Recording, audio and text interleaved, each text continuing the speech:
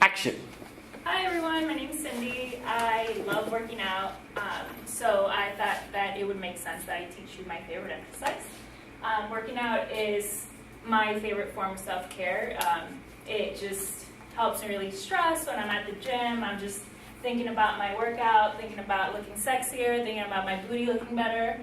So those are all very positive things, especially because sometimes when I'm in the classroom, I'm thinking to myself, I'm not good enough for this, but I'm good enough for my squats. So today I'm going to teach you a little bit about squatting. Squats has been called the king of exercises. That's because it's a compound movement that utilizes your entire body. For example, you use your legs to lower yourself up and down with the weight. You use your lower back and your abs to stabilize your trunk. And you also, if you have a bar over your shoulders, you utilize your arms, your upper back, and your shoulders to balance that bar up here, right?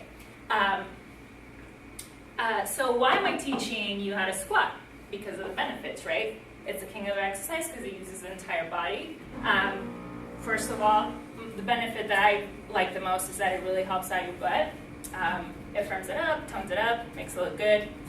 And also, it has been called the most effective in gaining strength and muscle. It burns fat, it increases your overall fitness and stability, flexibility, just because it uses a wide range of motion for your body. So the most important part of the squat, though, is that you have to have the right form. If you use the wrong form, then you have the potential of being hurt. And then as you progress, if you start adding weight, then you have the potential of really getting hurt because you're wanting to add more. And even if you begin with the wrong form initially, then you're going to find yourself doing little mistakes. So recently I had to kind of reset my squat because my balance has been off from an injury. And so I revisited the squat and what it looks like to do it right, what it looks like to have every single part of it done right. This helps, of course, if you are in front of a mirror. The gyms here at Widener do not have squat accessibility in front of a mirror, so that makes it difficult. So if you're at home, just get a full-length mirror. I didn't bring mine just because I didn't want it to break. But I'll show you a few tricks that will help you, to make sure that your form is right. So first and foremost, the most important part is that you are in a neutral spine.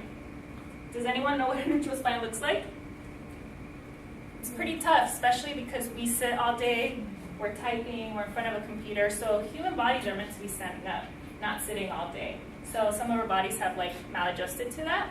So I had a hard time figuring out what my neutral spine was. So I'm going to use this pipe to help me. So, some of us are like this, or, I usually stand like that with my knees locked, my butt sticking out. That leaves an arch in my back. So as a neutral spine, you can use this. You're going to tuck the butt down, even if it doesn't look as good as if you're sticking it out, right? So that's straight. You can test it from the back too, right? That's straight. Obviously put it right at the base of the spine. And so once you know that you have that down, then you can think about the rest of the squat, right? Also, you want to make sure that you're looking forward always. You don't want to look down. You don't want to look up. That's potential for your neck to get hurt, and also any other part of your back, okay? So then the next thing is that you're going to put your feet shoulders width apart. That might also be hard to know what that looks like. So I thought about it like this, okay, there's the edge of my shoulders, right? Okay, that seems about right. So shoulders width apart. And you're going to want to face your feet at 30 degrees. So that would be 45. This is 30, right? And that's going to give you a base because you need to have stability. This is going to use your entire body. You want to be very stable. Now, we're neutral spine. Our feet are shoulders width apart at 30-degree angle. Now the fun part comes in. We're actually lowering. What you want to do is you want to hinge from the hips, and you're also going to bend your knees at the same time. I usually use a bar. When you start, you might not want to do that. You just want to do body squats. So when I do body squats, I'm not sure what to do with my hands. So I'm just going to put them in front of me, but you're welcome to do anything. Some people put them on their hips. You might even want to put them over your head. If you have the bar, then put them on the bar. You want to make sure that your shoulders are retracted and down. And then you're just going to hinge, and lower, right? So here you are, you're looking forward. Are you still straight? Are you still neutral? Yep. Still neutral? Yep. Your back is naturally going to curve because that's just how the body's made, right? My knees are not over my toes. That's very important because then if you're going like this, and you're recruiting the wrong muscles, and you have the potential to hurt yourself. So if you're behind, you're going to hinge all the way down. Eventually, you want your hips to go below your knees. That's the ideal place to be. I'm shaking a bit.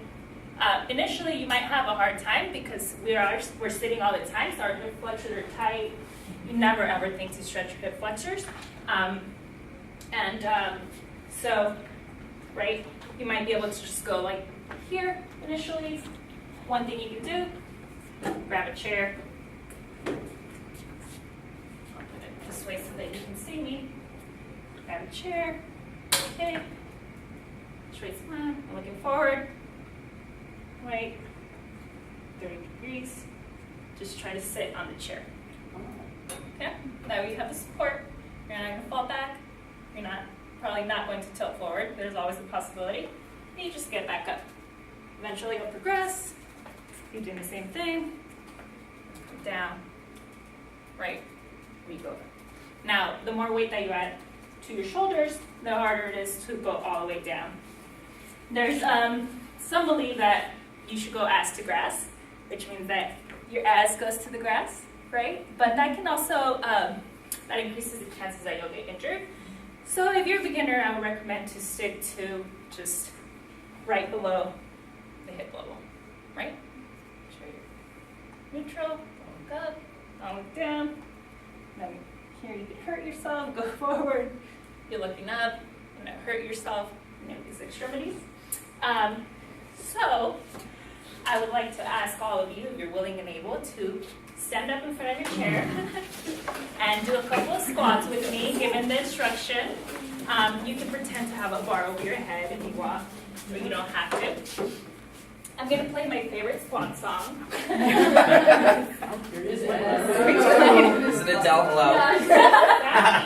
Okay, so we're going to, first of all, let's get our core neutral. Tuck the butt in.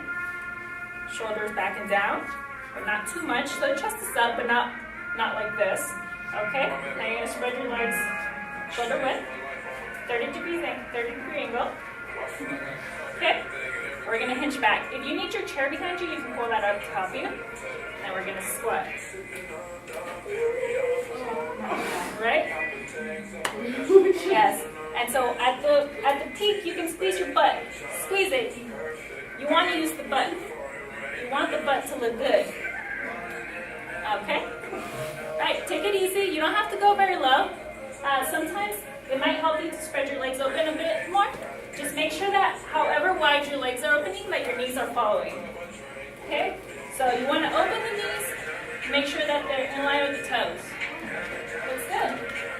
Remember that this is one of the hardest exercises to learn. So know that it might take you some time. But I see some great looking squats. Make sure your toes, your knees are never going over your toes. Beautiful. Thank you. You can sit down.